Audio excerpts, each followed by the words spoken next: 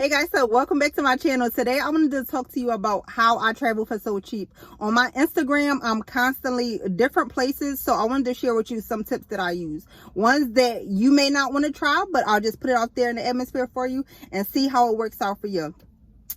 One of my key things is dating. When I'm dating someone, I let them know exactly what my interests are and see how it fits into what their lifestyle is and the things that they want to do.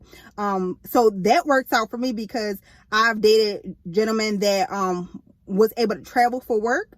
I've dated ones that just like to travel naturally.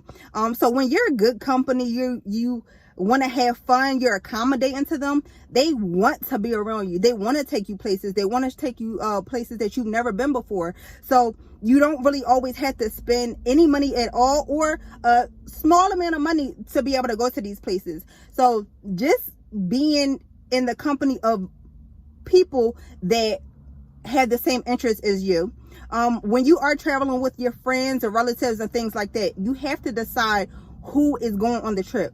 That matters in so many ways, because if you want to hang with people that want to do more extravagant things, go on a more luxurious location or trip like that, and you're not trying to spend that much money, those aren't the people that you want to travel with for this trip.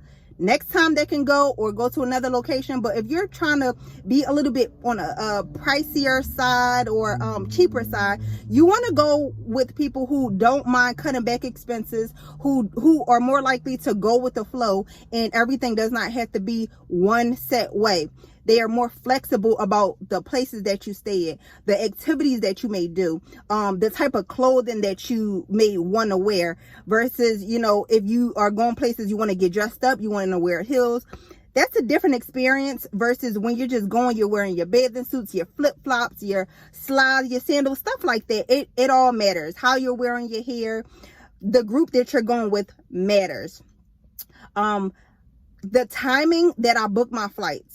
I'm a person that if I have to get up at 3 o'clock in the morning to make a flight for 6, if it's going to save me $100, $200, it's a small amount of money, but that extra $100 or $200, I can use that towards an activity, my water activity. I can't swim. I keep saying I'm going to learn, but I haven't yet. But it can get that extra money can go towards jet skiing. It could go towards parasailing. It could go towards going to amusement parks. It can just add to the experience of other things that I'm doing that make my trip more enjoyable or more pleasurable. Another key tip is the airline. Some people don't want to book through certain airlines, which is okay. When you go through Southwest, there are bags, or you get 2 free bags, I believe.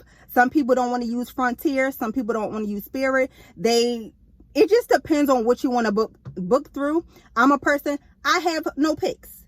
If I'm pressed for time, no, I'm not going to use a less reliable, sorry Frontier, sorry, but I'm not going to use a service that's less reliable if I'm pressed for time. I'm going to use one that I know for sure that more likely than not is going to be there on time. That way I can get as much time packed into my trip.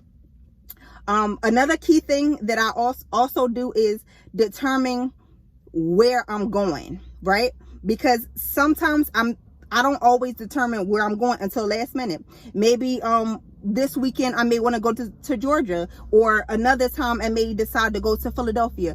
I book based off of what is the cheapest price, not what's going on. It's some trips I can't always make, but if it makes more sense to me financially, I'm gonna do it. Booking in advance is not my thing. I'm a more spontaneous person, so me booking super early in advance, that's not something that I do. So you don't always have to do that to make sure that you're getting the best deals. I do know that checking the airline prices on Tuesdays and Wednesdays sometimes has helped out for me, or keeping an eye out on certain prices. Going through third-party sites, I'm not always doing that either. Going through Priceline, Expedia, things like that.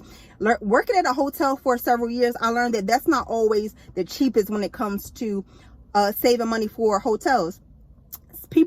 always call the hotel, see how much they're charging for that particular day before you assume that going through a third party will always be cheaper, because sometimes it's not. I learned at a hotel also that sometimes the rooms booked through third parties, you're more likely to get a room that has an issue with it, or a room that people don't want to be in. Not all the time, but that's just something that I learned from working at a hotel. One last thing that I could give you for this time is, what was I gonna say?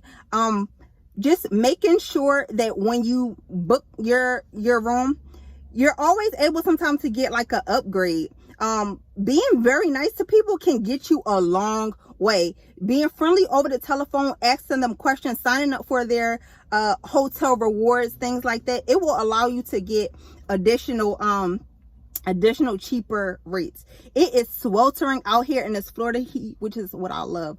But anyway, I'm gonna head into work, and I'll see you guys in a couple days. Bye bye. Don't forget to subscribe to my channel.